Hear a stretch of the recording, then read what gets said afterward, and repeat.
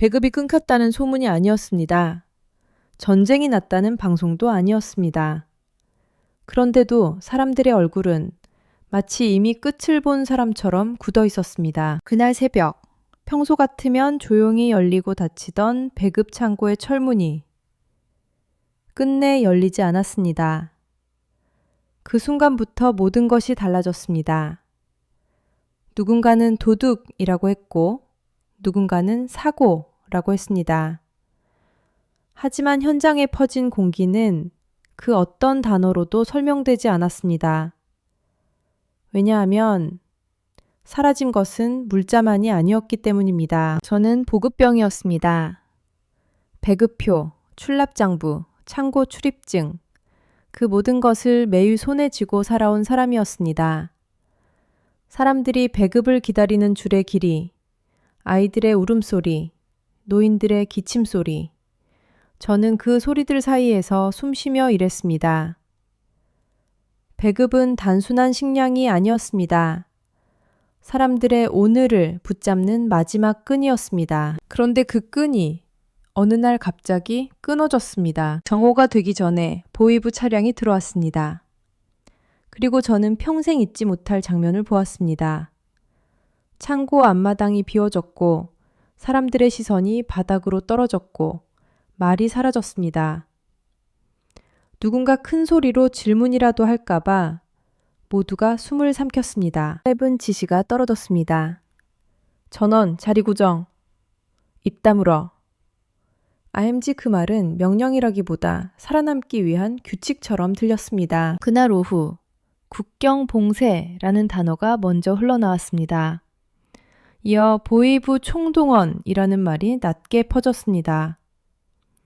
소문은 늘 과장되기 마련인데 이상하게도 그날의 소문은 과장이 아니었습니다. 사람들의 눈빛이 그걸 증명했습니다.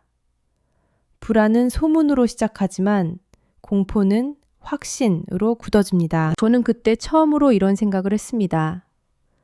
이건 단순한 실종 사건이 아니다. 창고 안에는 늘 장부가 있었습니다. 숫자만 적힌 종이, 잉크가 번진 칸, 도장 자국. 하지만 그날 이후 사람들은 장부를 종이로 보지 않았습니다. 무언가를 가르는 칼처럼 봤습니다. 누가 살고 누가 사라질지 조용히 결정하는 칼. 그리고 그 칼끝이 어느 순간 제 쪽으로 천천히 돌아오는 느낌이 들었습니다. 저는 아직도 기억합니다. 전기가 간헐적으로 끊기던 창고 복도, 형광등이 깜빡이던 그 어두운 빛, 냉기와 곰팡이 냄새가 섞인 공기, 발자국 소리가 평소보다 더 크게 들리던 이유. 그때부터였습니다. 평범한 소리들이 전부 경고처럼 들리기 시작한 게 어쩌면 여러분은 이렇게 부를지도 모릅니다. 배급 창고에서 무언가가 사라졌다고 해서 왜 나라 전체가 흔들리느냐고, 왜 보이부가 움직이고, 왜 국경이 닫히고, 왜 사람들의 입이 동시에 닫히느냐고 저도 그 질문을 했습니다. 아니, 더 정확히는 질문을 속으로만 했습니다. 밖으로 내뱉는 순간 그 질문이 제 목을 조를까봐. 그런데 더 무서운 건 따로 있었습니다. 그날 현장에 있던 누구도 무엇이 사라졌는지를 크게 말하지 않았다는 사실. 모두가 알고 있었는데도 모두가 모르는 척 했다는 사실. 북한에서 진짜 위험한 것은 모르는 것이 아니라 아는 것입니다. 아는 순간 당신은 책임을 지게 됩니다. confiscated. 저는 보급병이었습니다. 그래서 더 위험했습니다. 배급표 뒤에 숨은 숫자와 장부의 빈칸이 의미하는 것들을 저는 너무 많이 알고 있었으니까요. 그날 밤 제 손은 계속 떨렸습니다. 창문 밖으로는 아무 소리도 들리지 않았는데 저는 계속 누군가의 발소리를 들었습니다. 정말로 누가 무엇을 왜 가져간 걸까? 왜 하필 오늘? 왜 하필 여기서? 그리고 내 이름은 언제 불릴까? 그때는 몰랐습니다. 이 사건이 단순한 실종이 아니라는 걸. 그리고 단 한 줄의 기록이 한 사람의 목숨만이 아니라 한 체계를 흔들 수 있다는 걸. 지금부터 제가 겪은 이야기를 들려드리겠습니다. 구독과 좋아요 그리고 알림 설정으로 다음 이야기를 놓치지 마세요. 그때로부터 시간을 거슬러 올라가면 제 삶은 겉으로는 아주 단정했습니다. 저는 근보급 계통에 소속된 보급병이었고 배급창고라는 공간은 제 일상이었습니다. 사람들은 보급병을 부러워한다고 말했지만 그 부러움 속에는 늘 똑같은 경계가 섞여 있었습니다.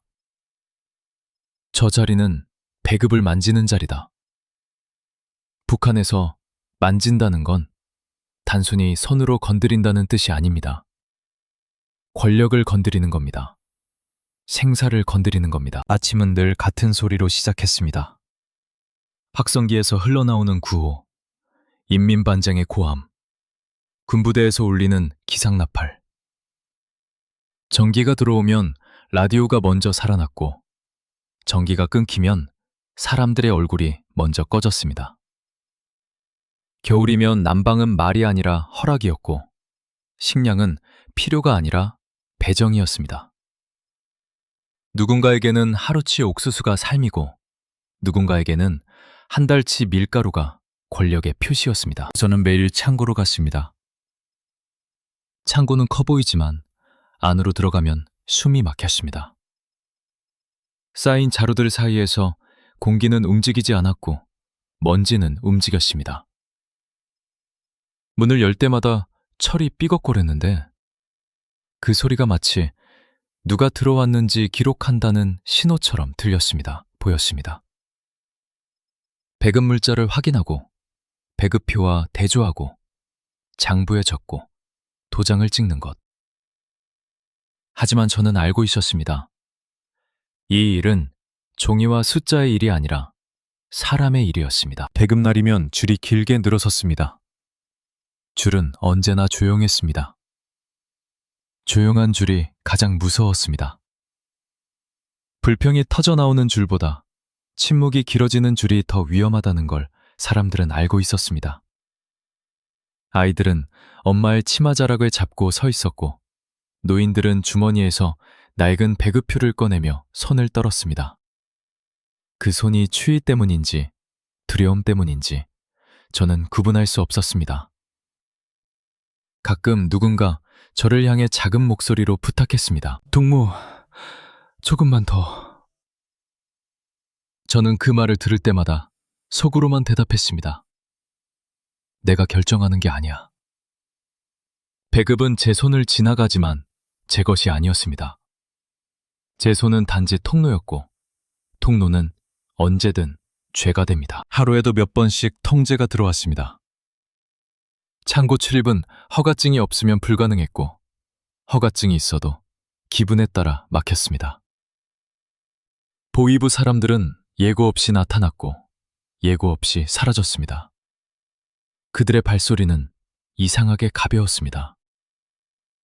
군화인데도 소리가 적었습니다. 마치 소리를 남기지 않으려는 사람들처럼.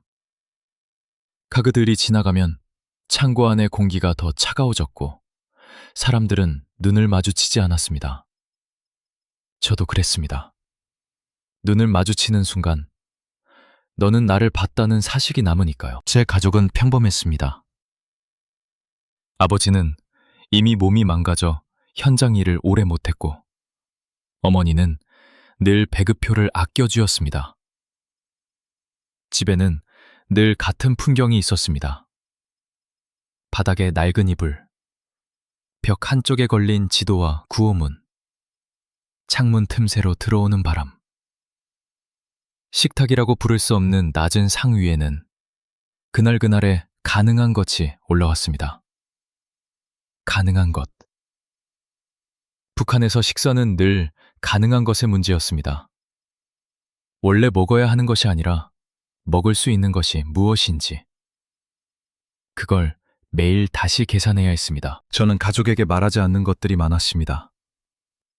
오늘 창고에 누가 왔는지, 어떤 확인이 있었는지, 누구의 배급표가 반려됐는지. 말하지 않는 것이 사랑일 때가 있습니다. 말하는 순간 그 말이 가족의 목을 감을 수 있으니까요. 그래도 가끔은 마음이 풀리는 순간이 있었습니다. 밤에 전기가 잠깐 들어오면 라디오 소리가 집안을 채웠습니다. 누군가는 그걸 희망이라고 부르지만 저에게는 오히려 시험 같았습니다. 너는 이 소리를 들을 자격이 있느냐? 너는 이 소리 뒤에 숨은 명령을 받아들일 준비가 되어 있느냐? 저는 라디오를 듣다가도 문득 멈췄습니다. 밖에서 누가 듣고 있을까봐. 우리는 늘 누군가의 귀 속에서 살았습니다. 창고에서는 계절마다 분위기가 달라졌습니다. 수확기가 되면 물자가 조금 늘었고 겨울로 들어가면 줄이 더 길어졌습니다. 그때마다 사람들의 눈빛도 달라졌습니다. 봄의 눈빛은 기대였고 겨울의 눈빛은 절박이었습니다. 기억 그리고 절박은 언제나 위험을 부릅니다. 절박한 사람은 규칙을 넘어가고 규칙을 넘어간 사람은 반드시 벌을 받습니다. 부근에서 규칙은 사람을 보호하지 않습니다. 그런데 이상하게도 사건이 터지기 전 며칠 동안은 너무 조용했습니다. 줄에서 속삭임이 줄었고 창고 주변에 서성이는 사람도 줄었습니다. 저는 그게 오히려 불안했습니다. 사람이 배고프면 조용해지지 않습니다. 배고픔은 말보다 먼저 소리를 냅니다. 그런데 그때는 배고픔이 입을 다물고 있었습니다. 마치 누군가가 입을 다물어라 라고 명령한 것처럼. 어느 날 배급장부를 정리하다가 저는 작은 이상함을 발견했습니다. 아주 사소했습니다. 도장 자국 하나가 평소와 다르게 번져 있었습니다. 그 도장은 분명히 우리 창고의 것이었는데 잉크의 농도가 달랐습니다.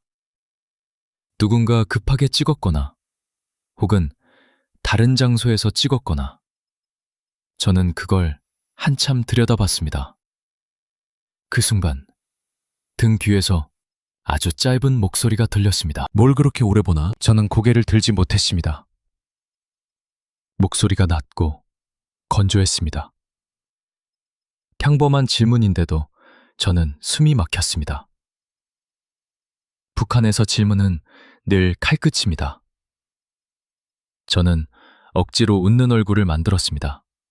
아니, 만들었다고 믿었습니다. 아닙니다. 정리준입니다. 그 목소리는 더 묻지 않았습니다. 그게 더 무서웠습니다.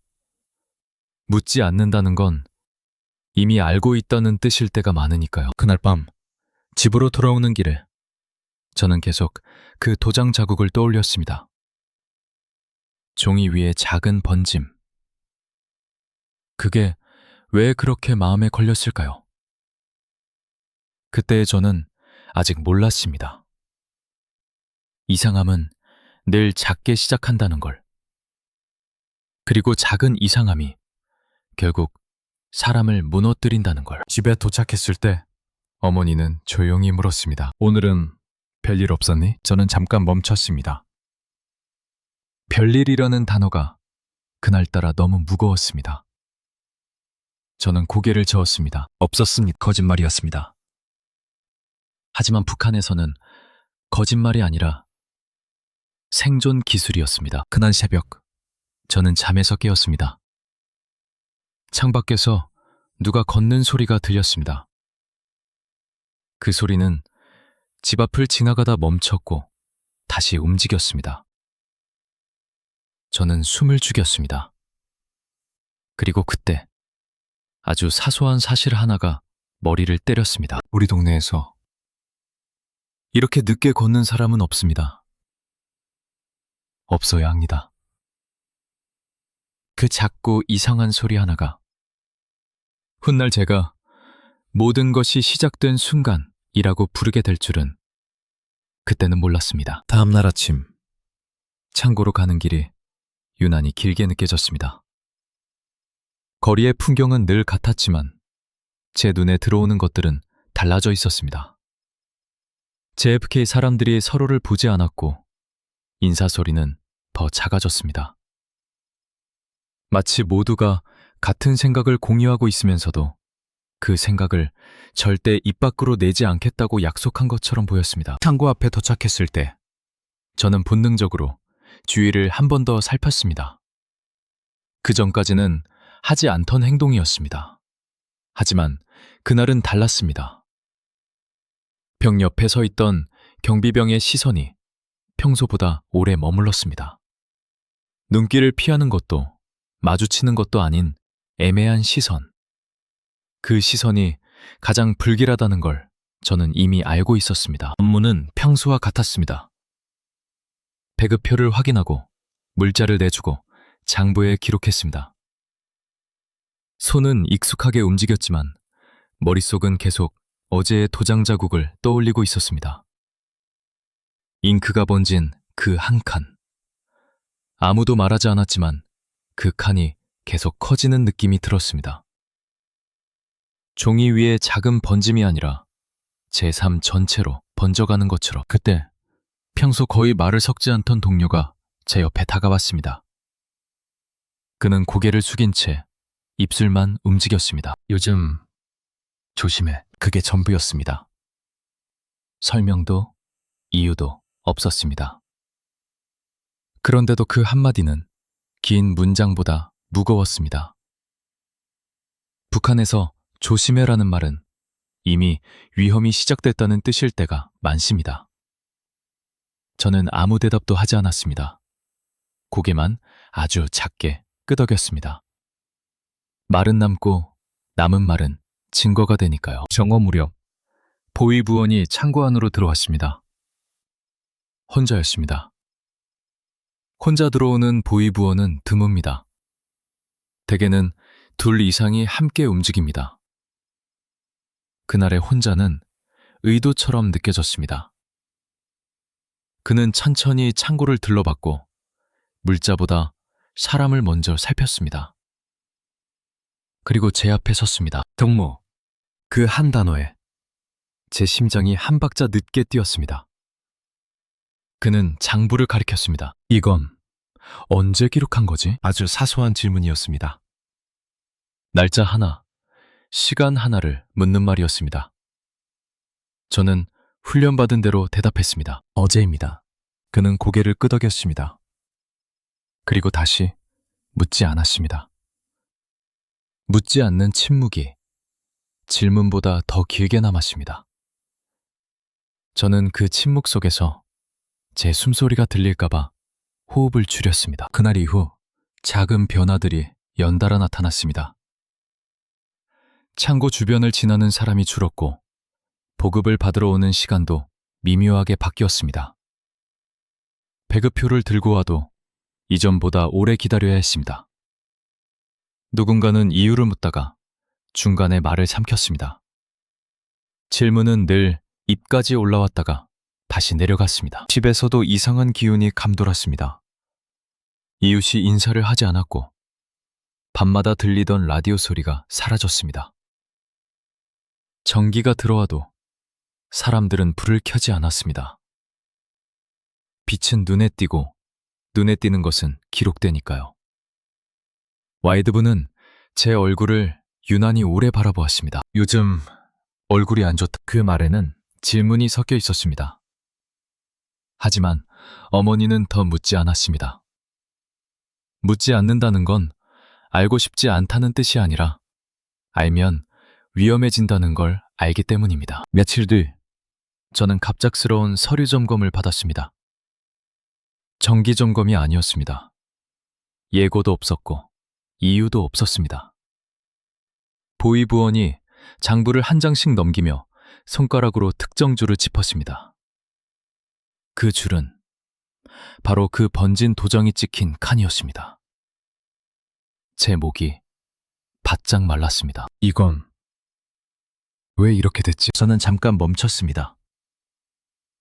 멈춘 그 짧은 순간이 평생처럼 길게 느껴졌습니다.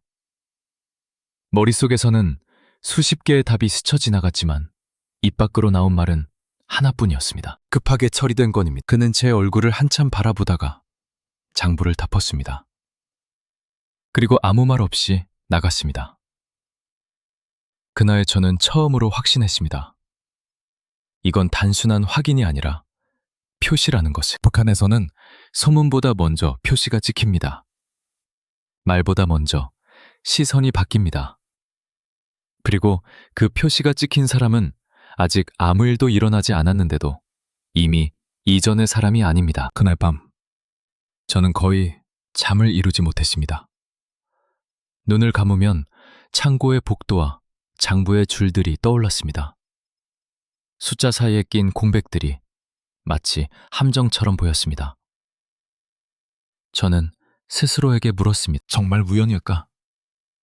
아니면 이미 시작된 걸까?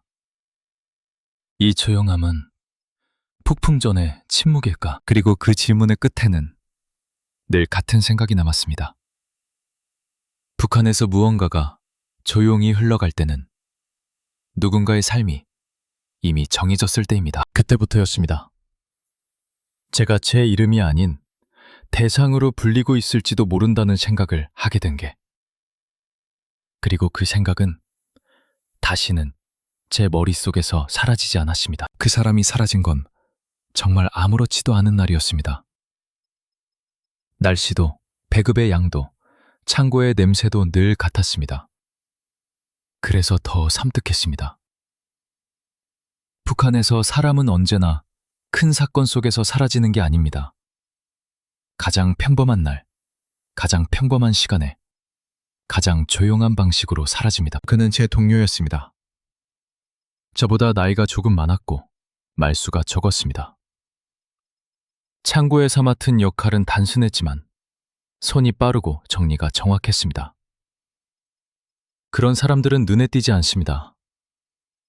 눈에 띄지 않게 일하는 사람이 가장 오래 버팁니다. 저도 그렇게 믿고 있었습니다. 그날 오전, 그는 평소처럼 출근했습니다. 저는 그가 장부를 넘기는 소리를 들었고 창고문을 닫을 때 나는 철소리도 들었습니다. 그런데 점심이 지나고 오후가 됐는데도 그의 그림자가 다시 제 옆으로 돌아오지 않았습니다. 처음엔 단순히 호출을 받았겠거니 했습니다. 우리는 호출을 자주 받습니다. 땅회의, 군회의, 생활총화, 사상검토. 이유는 늘 그럴듯합니다. 그럴듯한 이유로 사람을 데려가면 남은 사람들은 질문을 못합니다. 하지만 이상했습니다. 그는 단 한 번도 말없이 자리를 비우지 않던 사람이었습니다. 떠날 때는 꼭 제게 한마디라도 했습니다. 내가 좀 다녀오겠소. 그런데 그날은 아무 말도 없었습니다. 그게 가장 큰 이상함이었습니다. 저는 창고 밖으로 나가 주변을 살폈습니다. 그리고 그때 봤습니다. 창고 담벼락 쪽 그림자에 서 있던 두 사람. 군복이 아니었습니다. 경찰복도 아니었습니다. 그런데 그들의 자세는 누구보다 군인 같았습니다. 움직임이 빠르고 시선이 차갑고 말이 없었습니다. 그 순간 제 머릿속에 떠오른 단어는 하나였습니다. 뷰웨이브. 그들이 이름을 부르지도 않았는데 저는 알아버렸습니다. 북한에서는 느낌이 곧 증거가 됩니다. 그리고 그 느낌이 틀릴 가능성은 거의 없습니다. 그날 저녁 우리는 생활총화에 모였습니다. 동료 몇 명이 그의 자리 쪽을 흘끔거렸지만 아무도 입을 열지 않았습니다. 분위기는 이상하게 정리되어 있었습니다. 마치 누군가 미리 그 이야기는 하지 마라 라고 지시한 것처럼. 인민반장이 짧게 말했습니다. 오늘부터 동무들은 말 조심하라. 불필요한 소문 퍼뜨리지 말라. 그 말은 경고였고 동시에 선포였습니다. 누군가 이미 잡혀갔다. 그 사실을 말하지 않으면서도 모두가 이해하도록 만드는 방식. 북한의 언어는 늘 그렇게 작동합니다. 집으로 돌아오는 길, 저는 손이 차가웠습니다. 겨울이 아니었는데도 손끝이 얼어붙었습니다. 불안이 몸을 먼저 굳히는 순간이 있습니다. 저는 그 순간을 처음 알았습니다. 그날 밤, 그의 가족 이야기가 조심스럽게 돌았습니다. 아주 작은 목소리로, 아주 짧게. 집에도 안 갔다더라. 문이 닫혀 있다더라. 그 두 문장이 전부였습니다. 하지만 그 두 문장은 한 사람의 삶 전체를 끝내버릴 만큼 무거웠습니다. 집에도 안 갔다. 문이 닫혀 있다. 그 말은 곧 그가 돌아올 수 없는 곳으로 갔다는 뜻이었습니다. 다음 날, 창고에는 그의 책상이 정리되어 있었습니다. 너무 깔끔하게, 너무 빠르게. 그가 쓰던 연필, 종이, 작은 수첩, 모두 사라졌습니다. 사람이 사라지면 흔적도 함께 사라집니다. 흔적이 남으면 남은 사람들이 기억을 하니까요.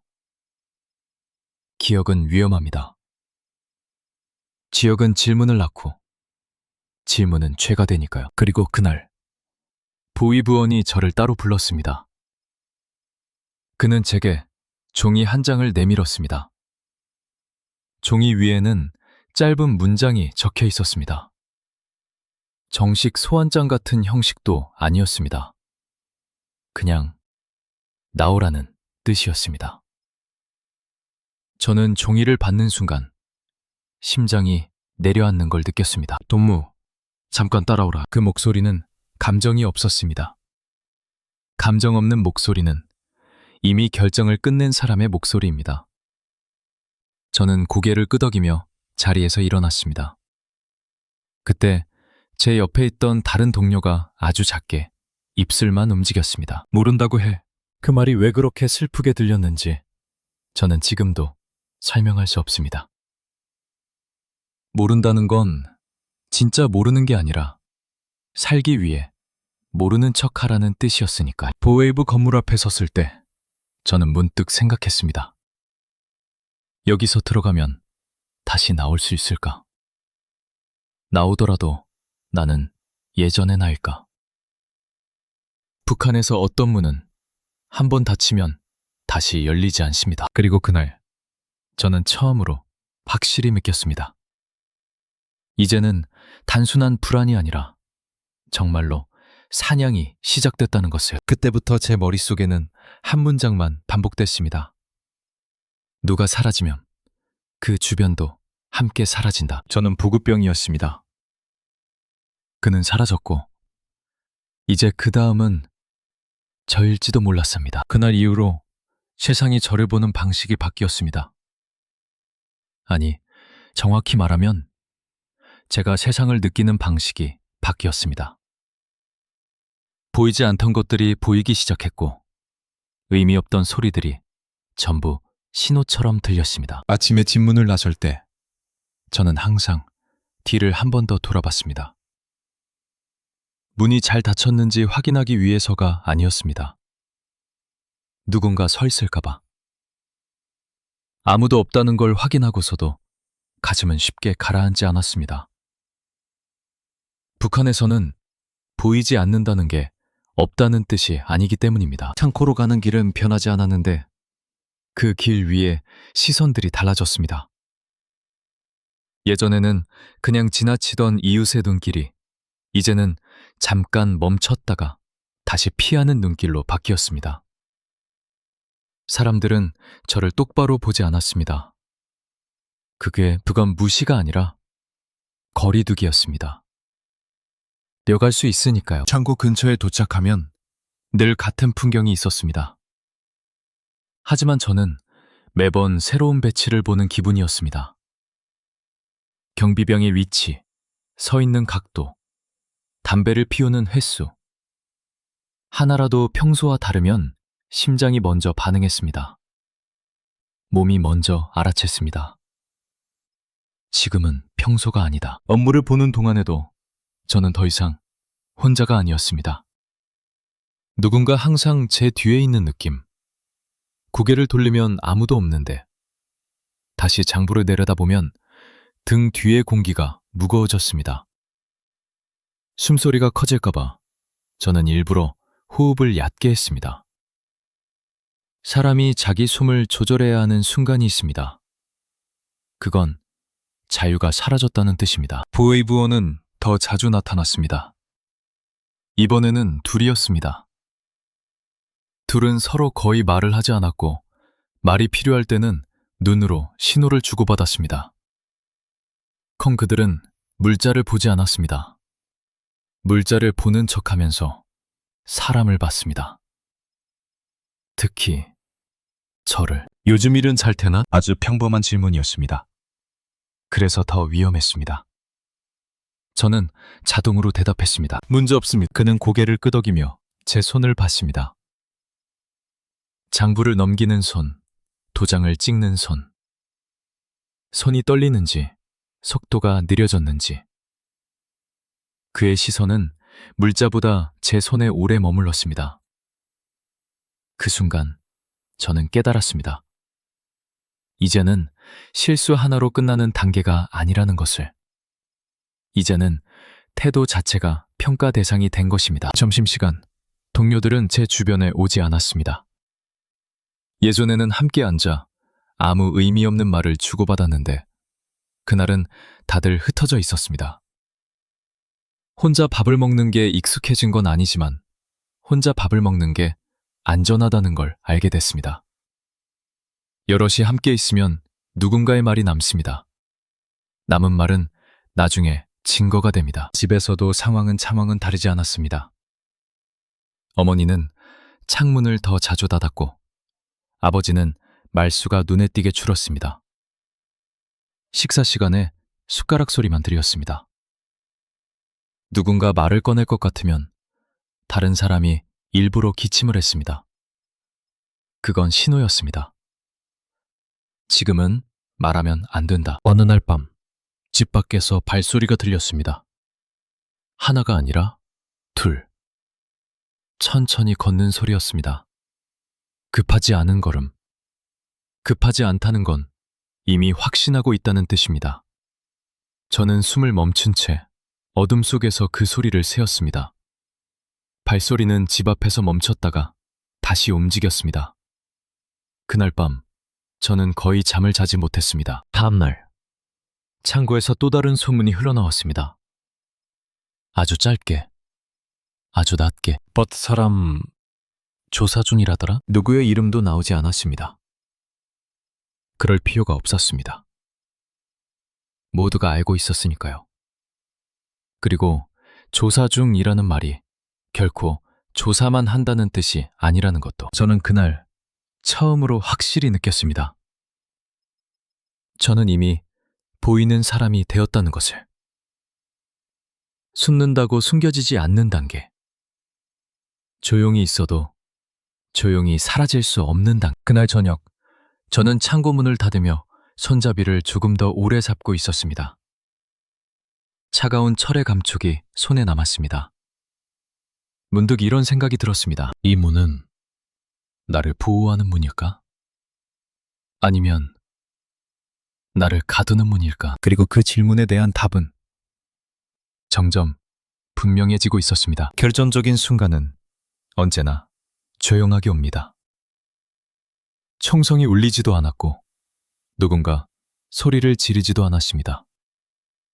그날은 오히려 너무 평온했습니다. 그래서 저는 더 불길했습니다. 창고 안에서 장부를 정리하던 중 한 장의 종이가 제 눈에 걸렸습니다. 정식 문서도 공문도 아니었습니다. 찢어질 듯 얇은 메모지. 그 위에는 숫자 몇 개와 짧은 표시 하나가 적혀 있었습니다. 평소라면 그냥 넘겼을지도 모릅니다. 하지만 저는 멈췄습니다.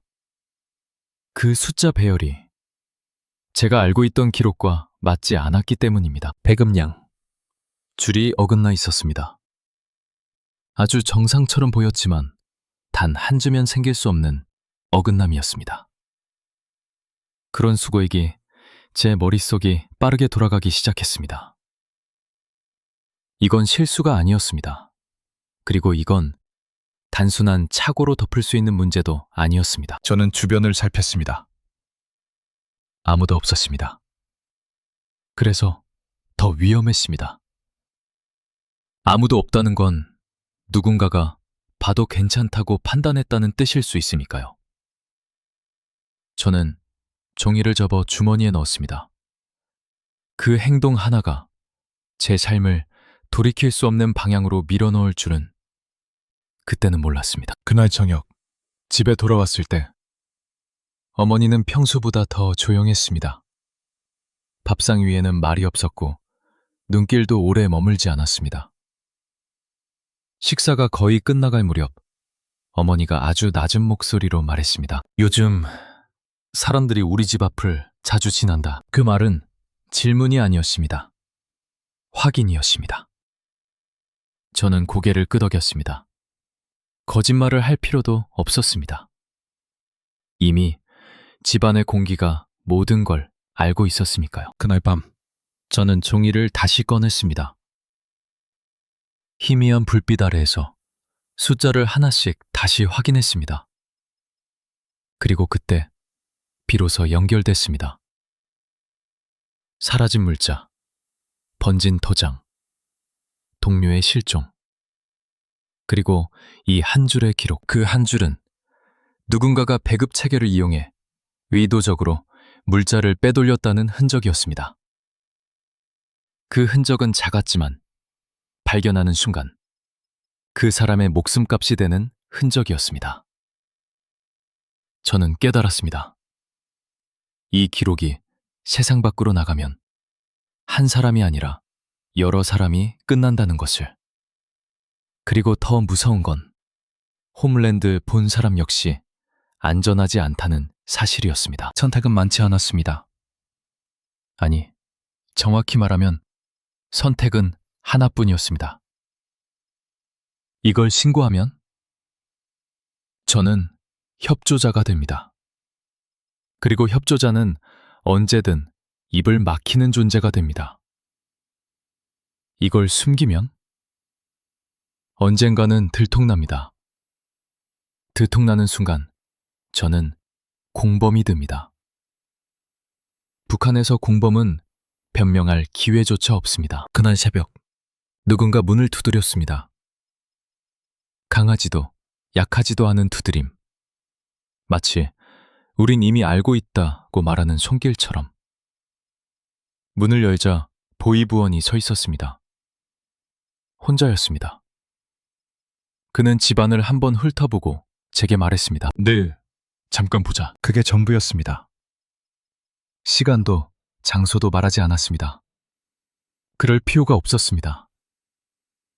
그가 말한 보자의 의미를 저는 너무 잘 알고 있었으니까요. 문이 닫히자마자 어머니의 손이 제 팔을 붙잡았습니다. 말은 없었지만 손에 힘이 들어가 있었습니다. 그 손의 떨림이 제가 지금까지 외면해온 현실을 전부 끌어올렸습니다. 이건 더 이상 저 혼자만의 문제가 아니었습니다. 제가 끌려가면 가족도 끝입니다. 제가 입을 열면 가족도 끝입니다. 제가 입을 다물어도 끝일 수 있습니다. 그날 저는 거의 뜬 눈으로 밤을 새웠습니다. 벽을 바라보며 같은 생각을 수십 번 반복했습니다. 여기 남아있으면 나는 어떻게 되는가? 여기 남아있으면 우리 가족은 어떻게 되는가? 그리고 그 질문의 끝에는 늘 같은 결론이 있었습니다. 여기 남는다는 건 팥이라는 것, 새덕력. 저는 결심했습니다. 용기 때문이 아니었습니다. 희망 때문도 아니었습니다. 그냥 살아야 했습니다. 살아남아야만 이 기록의 의미도 사라진 사람의 이유도 언젠가는 말할 수 있을 것 같았기 때문입니다. 그 순간 저는 알았습니다. 이미 돌아갈 수 없다는 것을.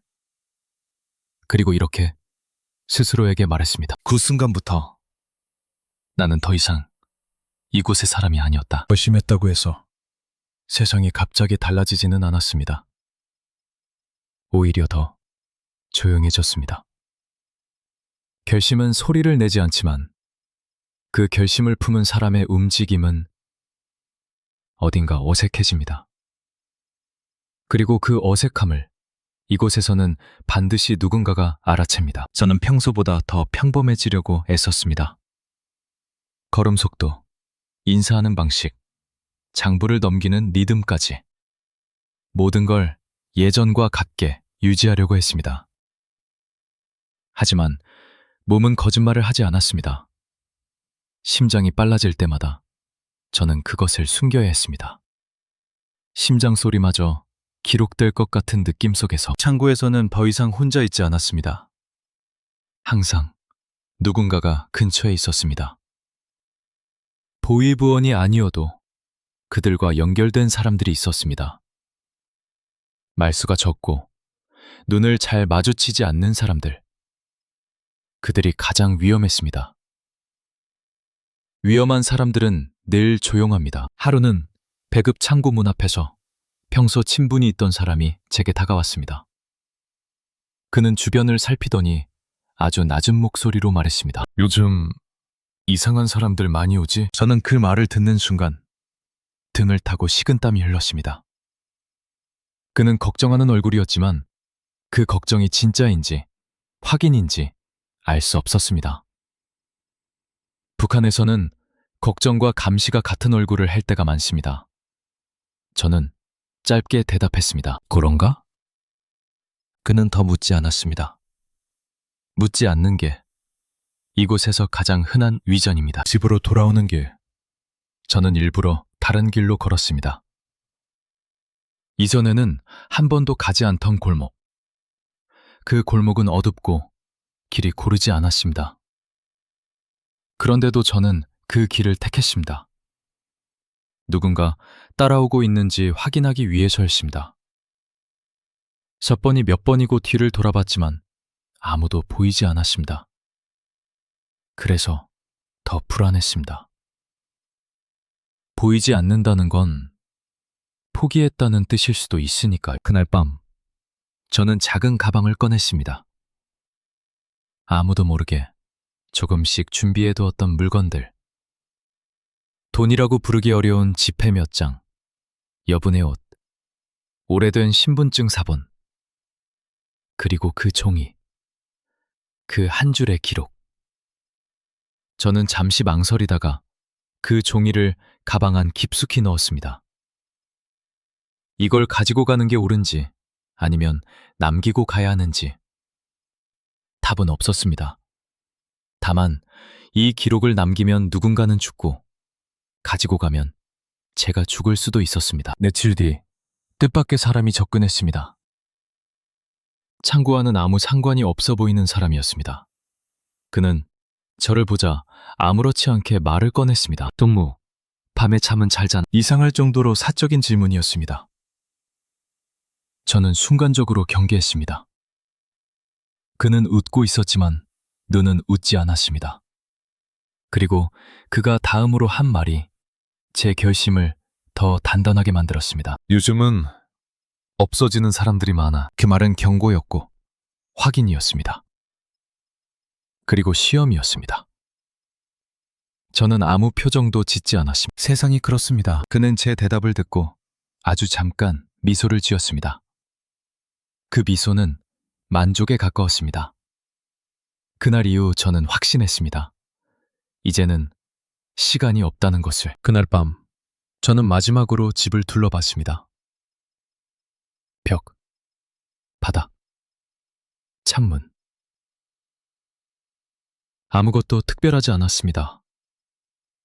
그래서 더 아팠습니다. 이 평범함이 다시는 돌아오지 않을 수도 있다는 생각이 들었기 때문입니다. 어머니는 아무 말도 하지 않았습니다. 하지만 제가 가방을 들고 있는 걸 분명히 보셨을 겁니다. 그럼에도 묻지 않았습니다.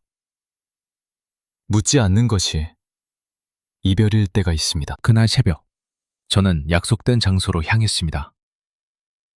아직 어디로 갈지는 말하지 않았지만 여기서는 안 된다는 것만은 분명했습니다. 약속된 장소에는 한 사람이 서 있었습니다.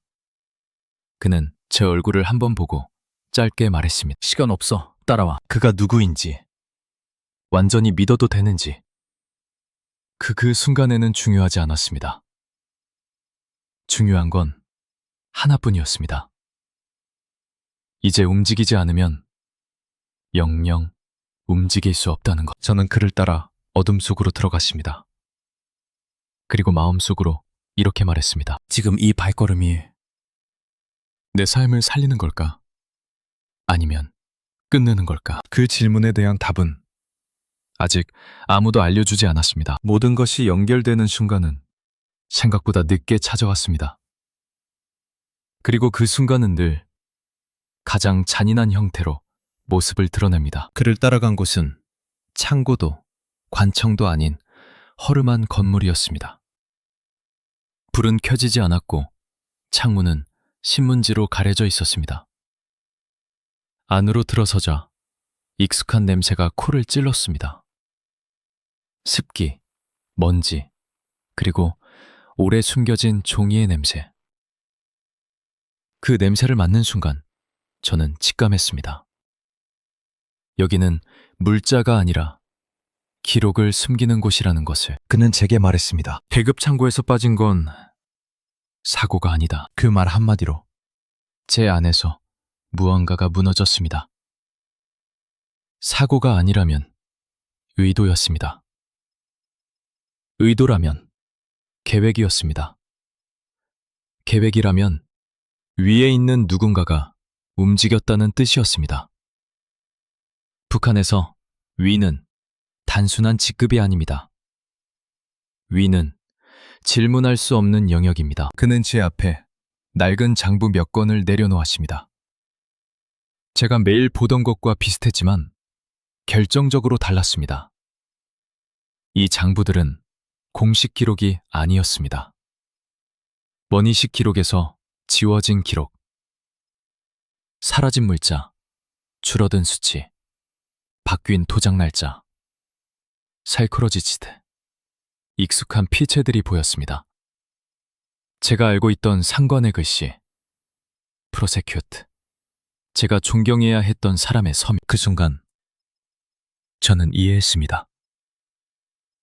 왜 동료가 사라졌는지, 왜 보위부가 움직였는지, 왜 꿀람이 봉쇄됐는지. 사라진 건 단순한 배급 물자가 아니었습니다. 그건 체계의 균열이었고 매력 그 균열을 아는 사람이 문제였던 겁니다. 그는 낮은 목소리로 계속 말했습니다. 누군가는 이걸 덮으려고 하고 누군가는 이걸 이용하려 한다. 그 말은 선택을 강요하는 말이었습니다. 덮는 쪽에 서면 저는 살아남을 수도 있었습니다. 하지만 평생 입을 다물고 언젠가 필요 없어지면 사라질 존재가 됩니다. 이용되는 쪽에 서면 저는 도망자가 됩니다. 도망자는 살아남을 수도 있지만 다시는 돌아올 수 없습니다. 그때 건물 밖에서 소리가 났습니다. 차 문 닫히는 소리, 익숙한 엔진음, 그리고 개 짖는 소리. 그 소리는 너무 명확했습니다. 훈련된 개, 브레이슬렛, 훈련된 사냥. 그의 얼굴이 굳었습니다. 그는 제게 한마디만 남겼습니다. 이제 선택할 시간이다. 그 순간 저는 더 이상 고민하지 않았습니다. 이미 너무 많은 것을 봤고 이미 너무 깊이 들어와 있었습니다. 북한에서 너무 많이 본 사람의 운명은 정해져 있습니다. 입을 열든 다물든 결과는 크게 다르지 않습니다. 그날 밤부터 상황은 급변했습니다. 배급 창고는 폐쇄됐고 출입은 전면 통제됐습니다. 보위부 차량이 동묘를 순찰했고 사람들은 창문을 더 꽉 닫았습니다. 플로링은 라디오는 사라졌고 소문만 남았습니다. 보급 쪽에서 큰 건이 타졌다더라. 관련자 전부 조사 중이래. 국경 쪽도 막혔다던데. 말은 짧았고 눈빛은 길었습니다. 사람들은 이미 알고 있었습니다. 이건 개인의 문제가 아니라 여러 사람의 목숨이 걸린 문제라는 걸. 저는 더 이상 창고로 가지 않았습니다. 대기라는 명목이 붙었지만 그건 사실상 가택 감시였습니다. 집 앞을 지나는 발소리는 더 잦아졌고 낯선 그림자가 담벼락에 오래 머물렀습니다. 어머는 제 손을 잡고 아무 말도 하지 않았습니다. 말이 필요 없었습니다. 이미 모든 것이 말하고 있었으니까요. 그날 밤 저는 다시 그 기록을 꺼냈습니다. 한 줄. 그 한 줄이 이렇게 많은 것을 무너뜨릴 줄은 그때까지도 완전히 실감하지 못했습니다. 하지만 하나만은 분명했습니다. 이제 이건 저만의 선택이 아니었습니다. 이 기록이 존재하는 한 공간이 없었습니다. 그날 새벽 국경 쪽에서 총성이 들렸다는 소문이 돌았습니다. 확인된 건 없었지만 사람들은 그 소문을 믿었습니다. 믿을 수밖에 없었습니다. 이제 이 나라는 recognize 완전히 다른 국면으로 들어가고 있었으니까요. 저는 알았습니다. 다음 단계는 준비가 아니라 실행이라는 것을. 준비라는 말은 이 상황을 설명하기에 너무 온순했습니다. 그건 준비가 아니라 정리였습니다. 이곳에서의 삶을 하나씩 정리하는 과정. 말하지 않은 인사, 남기지 못한 설명, 그리고 돌아오지 않을 길. 그는 다시 나타났습니다. 이번에는 낮이 아니라 밤이었습니다. 시간을 정하지 않았는데도 저는 그가 올 거라는 걸 알고 있었습니다. 문을 두드리는 소리는 없었습니다. 창문 아래에서 아주 낮게 2번. 약속된 신호였습니다. 저는 가방을 들고 조용히 문을 열었습니다. 돈은? 그가 먼저 물었습니다. 안부도 이름도 없었습니다. 저는 주머니에서 구겨진 지폐를 꺼냈습니다. 액수는 많지 않았습니다. 그는 세지 않았습니다. 세는 순간 이게 거래가 되기 때문입니다. 그는 고개만 끄덕였습니다. 부족하면 길에서 갚아. 그 말이 무슨 뜻인지 저는 굳이 묻지 않았습니다. 북한에서 길은 늘 위험을 의미합니다. 그리고 위험은 늘 대가를 요구합니다. 우리는 말을 거의 하지 않았습니다. 말이 필요 없을 만큼 상황은 분명했습니다. 그는 제가 어디까지 알고 있는지 묻지 않았고 저도 그가 어디까지 관여했는지 묻지 않았습니다. 묻는 순간 서로의 목숨을 쥐게 되니까요. 이동 경로는 단순하게 설명됐습니다. 여러 번 갈아타지 않는다. 사람 많은 곳을 피한다. 불빛을 기준으로 움직인다. 그리고 무엇보다 중요한 한 가지, 뒤돌아보지 마. 그 말은 물리적인 의미만은 아니었습니다. 뒤돌아보는 순간 마음이 남습니다. 마음이 남으면 발이 느려집니다. 느려진 발은 사냥감이 됩니다. 집을 떠나기 전 저는 방안을 한 번 더 봤습니다. 벽에 걸린 지도, 낡은 이불, 접힌 배급표. 모든 것이 제 자리를 지키고 있었습니다. 그래서 더 잔인했습니다. 제가 떠나도 이 방은 아무 일 없다는 듯 남아있을 테니까요. 어머니는 자고 있지 않았습니다. 불도 켜지지 않은 방에서 그분은 제 움직임을 정확히 알고 계셨습니다. 저는 아무 말도 하지 않았습니다. 말을 꺼내는 순간 이게 도망이 아니라 이별이 되어버릴까봐. 어머니는 제 손을 한번 잡았다 놓으셨습니다. 그게 전부였습니다. 그 짧은 접촉에 제가 평생 기억할 감정이 전부 들어 있었습니다. 밖으로 나왔을 때 공기는 차가웠습니다. 계절 때문이 아니라 긴장이 공기를 얼게 만들고 있었습니다. 골목은 평소보다 더 길게 느껴졌고 그림자는 더 많아 보였습니다. 저는 걸음을 일정하게 유지하려고 애썼습니다. 브레이킹이 져야 않았습니다. 뛰던 순간 눈에 띕니다. 중간 지점에서 한번 멈췄습니다. 그는 제 얼굴을 보고 말했습니다. 지금이라도 돌아갈 수 있다. 그 말은 친절처럼 들렸지만 실은 마지막 확인이었습니다. 저는 고개를 저었습니다. 말하지 않아도 충분했습니다. 이제부터는 서로 믿지 말자. 그 말이 이상하게 위로처럼 들렸습니다. 믿지 않으면 배신도 없습니다. 배신이 없으면 덜 아픕니다. 우리는 방향을 바꿨습니다. 지도에는 없는 길, 사람들이 쓰지 않는 길, 그리고 감시가 덜한 시간. 모든 것이 덜이었습니다. 덜 밝고, 덜 안전하고, 덜 확실한 길. 하지만 이곳에서는 그 덜함이 유일한 안전이었습니다. 그때 멀리서 불빛이 움직였습니다. 손전등, 규칙적인 흔들림, 순찰이었습니다. 그는 즉시 손짓으로 멈추게 했습니다. 우리는 숨을 죽이고 담벼락에 몸을 붙였습니다. 개 짖는 소리가 들렸습니다.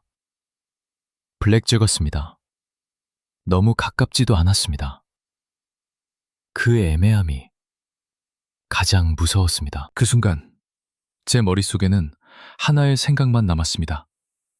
이 계획은 언제든 무너질 수 있다. 그리고 그 생각이 사라지기도 전에 그가 제 귀에 아주 낮게 속삭였습니다. 지금부터는 운이다. 운. 그 단어가 이렇게 무거울 수 있다는 걸 씁니다. 그날 밤은 이상하게도 시간이 늘어져 있었습니다.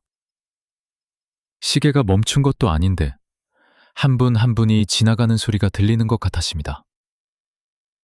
숨을 쉬는 것조차 시간을 끌어당기는 행위처럼 느껴졌습니다. 우리는 임시로 몸을 숨길 곳에 도착했습니다. 버려진 창고와 민가 사이, 사람들이 일부러 피하는 공간. 불은 켜지지 않았고 문은 반쯤 부서져 있었습니다. 안으로 들어서자 차가운 공기가 폐에 깊숙이 들어왔습니다. 저는 숨을 고르려 했지만 심장은 말을 듣지 않았습니다. 뛰는 걸 멈추지 않았습니다. 마치 아직도 누군가가 제 이름을 부르고 있는 것처럼. 그는 바닥에 앉아 외투 안쪽을 확인했습니다. 짧은 칼, 작은 손전등, 그리고 접힌 종이 몇 장. 그 종이들이 어떤 의미를 갖는지 저는 묻지 않았습니다.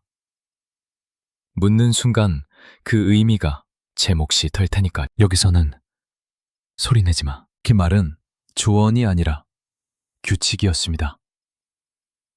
규칙을 어기면 설명 없이 끝나는 규칙. 저는 고개를 끄덕였습니다. 말 대신 숨을 줄였습니다. 시간이 흐르면서 몸은 점점 차가워졌고 감각은 예민해졌습니다. 멀리서 들리는 모든 소리가 가까이 오는 것처럼 느껴졌습니다. 바람 소리도, 쥐가 지나가는 소리도 전부 발소리로 바뀌어 들렸습니다. 그때 깨달았습니다. 공포는 상상에서 시작하지만 생존은 감각에서 시작된다는 걸. 그는 가끔씩 밖을 살폈습니다. 문틈 사이로 아주 짧게. 빛이 지나가면 바로 물러났습니다. 손전등의 궤적이 벽을 스치고 지나갈 때마다 제 등줄기를 타고 식은땀이 흘렀습니다. 저는 그 빛이 제 얼굴을 훑는 상상을 했고 그 상상만으로도 숨이 막혔습니다. 어느 순간 멀리서 총성 같은 소리가 들렸습니다. 확실하지는 않았습니다. 뭐라지만 확실하지 않다는 점이 더 위험했습니다. 그는 제 손목을 잡고 아주 작게 고개를 저었습니다. 지금은 아니다. 그 신호 하나로 저는 다시 어둠 속으로 숨었습니다. 시간이 얼마나 흘렀는지 알 수 없었습니다. 몸은 피곤했지만 눈은 감기지 않았습니다. 눈을 감는 순간 다시는 뜨지 못할 것 같은 기분이 들었기 때문입니다. 저는 스스로에게 물었습니다. 지금 이 순간 내가 가장 두려운 건 무엇일까? 붙잡히는 것? 죽는 것? 아니면 이 모든 선택이 헛된 것이 되는 것? 그때 아주 작은 소리가 들렸습니다. 문 바깥 발밑에 자갈이 움직이는 소리. 그는 즉시 손을 들어 올렸습니다. 정지. 우리는 숨을 멈췄습니다. 그 소리는 잠시 머물다 다시 멀어졌습니다. 그 짧은 몇 초 동안 제 인생이 전부 압축된 느낌이었습니다. 잠시 후 그는 제게 속삭였습니다. 고지다. 그 두 글자가 이상하게도 위로처럼 들렸습니다. 끝이 보인다는 뜻이었으니까요. 좋은 끝이든 나쁜 끝이든 이 정체된 시간이 끝난다는 사실만으로도 저는 버틸 힘을 얻었습니다. 그는 마지막으로 제 얼굴을 확인했습니다. 빛 없이도 제 표정을 읽는 눈이었습니다. 그리고 아주 조용히 말했습니다. 이제 나가야 한다. 망설일 시간은 없었습니다. 지금이 아니면 다시는 기회가 오지 않을지도 모른다는 걸 저도 알고 있었습니다. 저는 가방을 다시 조여매고 발에 힘을 줬습니다. 손이 떨렸지만 발은 움직였습니다. 문을 나서는 순간 차가운 밤 공기가 얼굴을 때렸습니다. 그 공기가 이렇게 살아있는 느낌을 준 적은 없었습니다. 저는 마지막으로 보이지 않는 곳에 남겨진 모든 것들을 떠올렸습니다. 가족, 창고, 장부, 그리고 그 한 줄의 기억. 그리고 마음속으로 이렇게 말했습니다. 지금부터는 되돌릴 수 없다. 그 순간 우리는 움직이기 시작했습니다. 감은 생각보다 가까웠습니다. 가깝다는 사실이 오히려 더 두려웠습니다. 여기까지 왔다는 안도감보다 이제부터가 진짜라는 긴장이 먼저 올라왔습니다. 두만강. 지도에서는 선 하나였지만 그 밤의 강은 선이 아니라 벽처럼 느껴졌습니다. 물은 검었고 흐름은 느렸습니다. 느린 흐름은 안전해 보이지만 느린 것은 오래 노출된다는 뜻이기도 합니다. 그는 손짓으로 낮추라고 했고 저는 무릎을 잡았습니다. 브레이킹 잎이 바지를 긁었고 차가운 흙이 손바닥에 달라붙었습니다. 멀리서 손전등이 움직였습니다. 규칙적인 간격, 훈련된 눈의 리듬. 개 짖는 소리가 물 위로 번졌습니다. 짧고 날카롭고 방향이 분명한 소리. 그는 속삭이지 않았습니다. 속삭임조차 소리였기 때문입니다. 대신 손가락으로 셋을 세었습니다. 하나, 셋. 그 순간 우리는 물로 들어갔습니다. 물은 생각보다 차가웠습니다. 발목, 종아리, 무릎, 허리. 차가움이 통증으로 바뀌는데 오래 걸리지 않았습니다. 숨이 짧아졌고 이가 부딪혔습니다. 그는 제 소매를 잡고 물살의 각도를 바꿨습니다. 몸을 강에 맡기지 말고 강을 비껴가라는 신호였습니다. 저는 고개를 끄덕였지만 물속에서는 그마저 보이지 않았습니다. 빛이 귀를 훑었습니다. 물결에 반사된 빛이 제 얼굴로 튀는 것 같았습니다. 그 순간 총성 같은 소리가 들렸습니다. 확실하지 않았습니다. 확실하지 않다는 점이 가장 무서웠습니다. 그는 제 팔을 더 세게 잡아당겼고 저는 이를 악물었습니다. 생각을 멈추고 감각만 남겼습니다. 차가움, 무게, 균형. 살아남는 감각들. 뺨을 건너는 시간은 길지 않았습니다. 하지만 길게 느껴졌습니다. 발이 바닥을 찾았을 때 저는 넘어지듯 물 밖으로 나왔습니다. 흙냄새 났습니다. 낯선 흙의 냄새. 그 냄새가 눈물이 나게 했습니다. 방울음은 나오지 않았습니다. 에볼리시 시간은 아직 아니었습니다. 숲으로 들어가자 그는 멈추지 않았습니다. 달리지도 않았습니다. 그저 빠르게, 낮게 이동했습니다. 숲은 어둡고 소리가 많았습니다. 소리가 많다는 건 우리가 낸 소리가 묻힌다는 뜻이기도 합니다. 우리는 숨을 고르지 않았습니다. 숨을 고르는 순간 멈추게 되니까요. 몇 시간이 지났을 때 그는 갑자기 멈췄습니다. 손이 올라갔고 저는 즉시 엎드렸습니다. 앞쪽에서 그림자가 갈라졌습니다. 사람 둘, 말소리, 중국어, 치큰. 그는 고개를 아주 작게 저었습니다.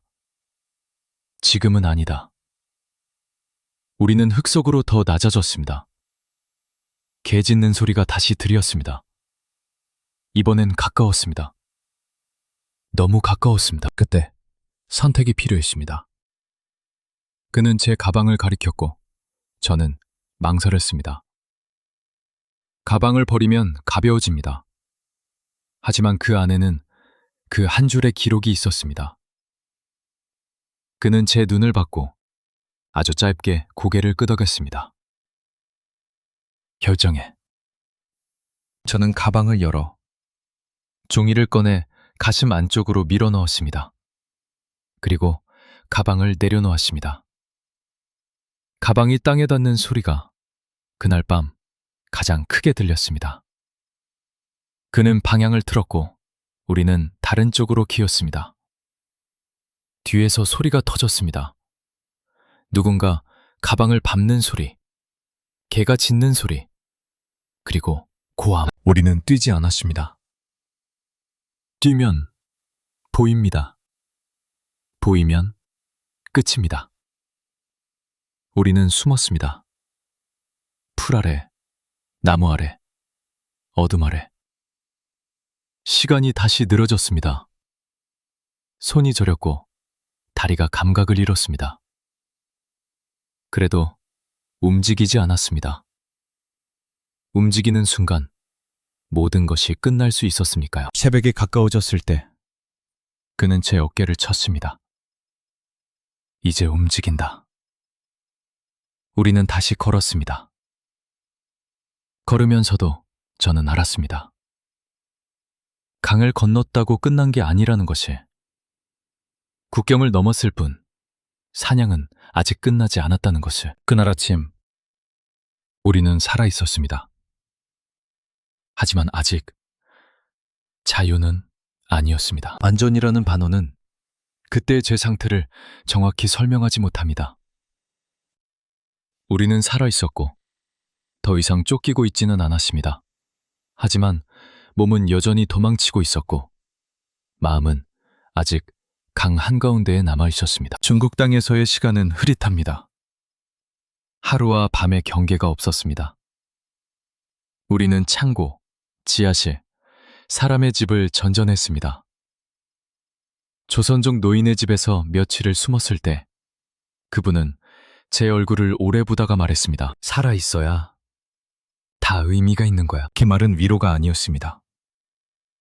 사실을 말하는 사람이 가진 담담함이었습니다. 우리는 말을 아꼈고 창문을 열지 않았고 밖에서 나는 모든 소리에 숨을 죽였습니다. 중국 공안의 발소리는 북한 보이브와는 다른 리듬이었지만 두려움의 무게는 같았습니다. 이동은 다시 시작됐습니다. 차안, 짐칸, 낯선 번호판. 태국이라는 말이 처음 나왔을 때 저는 그게 지명인지 개념인지 구분하지 못했습니다. 그저 여기가 아니다라는 뜻으로 들렸습니다. 그리고 어느 순간 대한민국이라는 단어가 조심스럽게 입 밖으로 나왔습니다. 그 단어를 듣는 순간 가슴이 뛰기보다 이상하게 비어버렸습니다. 라오스의 숲, 태국의 공기, 그리고 마지막으로 문 하나. 그 문 앞에서 저는 한참을 서 있었습니다.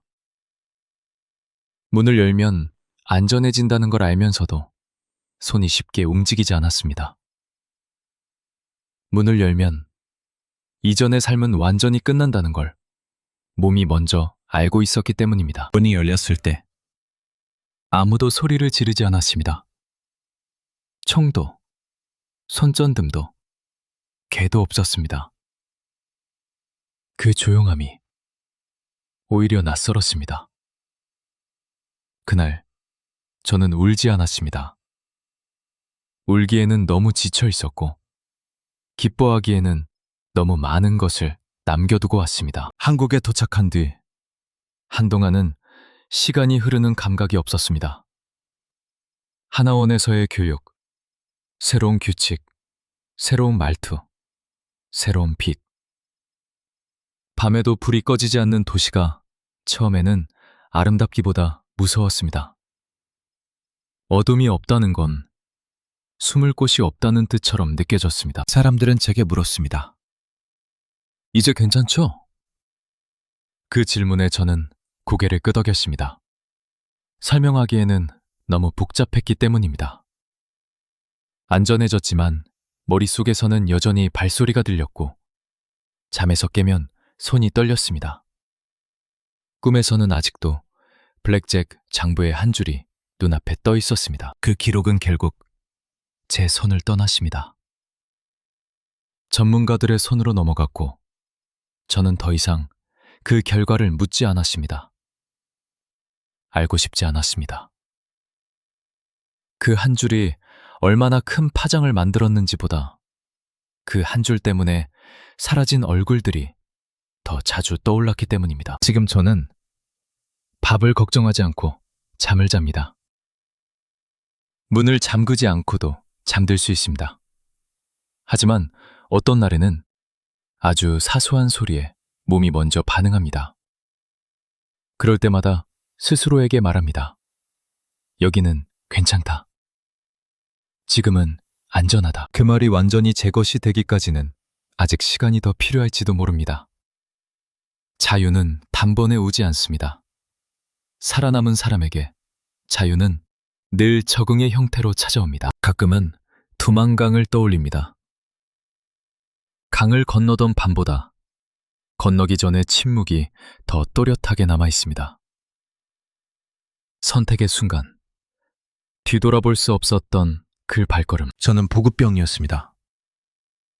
장부를 정리하던 사람이었고, 한 줄의 기록을 보았던 사람이었고, 그 기록을 품고 떠났던 사람이었습니다. 그 한 줄이 제 삶을 구했는지 아니면 더 복잡하게 만들었는지는 아직도 잘 모르겠습니다. 다만 한 가지는 분명합니다. 그날 그 선택이 없었다면 지금 이 이야기도 없었을 거라는 것. 이 이야기를 끝내며 저는 여전히 질문을 품고 살아갑니다. 살아남는다는 건 무엇인가? 기억은 어디까지 짊어져야 하는가? 그리고 오늘도 아무 일 없는 하루 속에서 조용히 숨을 쉽니다.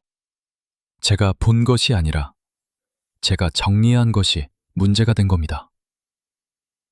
그날 밤 국경 인근에서 있었던 작은 사고. 탄광 장비가 잠시 멈췄고 근무 교대가 어긋났고 순찰 시간이 비어있던 틈. 저는 그냥 기록했습니다. 습관처럼 살아남기 위해. 의도가 뭐냐? 그 질문은 칼처럼 굳었습니다. 의도. 여기서 의도는 마음이 아니라 죄명입니다. 저는 말했습니다. 아무 의도 없습니다. 지시대로 일했고 잊지 않으려고 적었을 뿐입니다. 그 말은 거짓이 아니었습니다. 하지만 이 방에서는 진실이 보호가 되지 않습니다. 잠시 침묵이 흘렀습니다. 모자를 쓴 사람은 제 어깨 너머를 보며 말했습니다. 그날 밤 총성이 있었다. 저는 고개를 들지 않았습니다. 들면 더 많은 걸 알고 있다는 증거가 될 수 있으니까. 봤나? 아닙니다. 들었나? 저는 숨을 고르고 대답했습니다. 들렸습니다. 그 한 단어가 방 안의 공기를 바꿨습니다. 들렸다는 말은 연결이 됩니다. 연결은 책임이 듭니다. 그들은 제게 선택을 주지 않았습니다. 대신 결과를 보여주었습니다. 작업반 동무의 이름이 적힌 종이, 그의 가족 구성, 주소, 그리고 맨 아래 빨간 글씨로 적힌 한 줄, 확대조사 가능. 그때 저는 깨달았습니다. 여기서 제가 무너지면 저 혼자 끝나지 않습니다. 말 한마디가 한 집안을 끌고 들어갑니다. 제가 버티면 그 버팀이 오히려 저항이 됩니다. 당분간 외부 접촉 금지, 이동 제한, 관찰 대상. 그 말들은 차분했습니다. 그래서 더 잔인했습니다. 저는 고개를 끄덕였습니다. 고개를 끄덕이는 것밖에 할 수 있는 게 없었습니다. 문을 나서기 직전 모자를 쓴 사람이 마지막으로 말했습니다. 너 운이 좋다. 운. 이 나라에서 운은 아직 데려가지 않았다는 뜻입니다. 집으로 돌아오는 길, 저는 걸음을 3번 멈췄습니다. 하늘을 보지 않았습니다. 하늘은 도움이 되지 않으니까요. 대신 바닥을 봤습니다. 내 발자국 말고 다른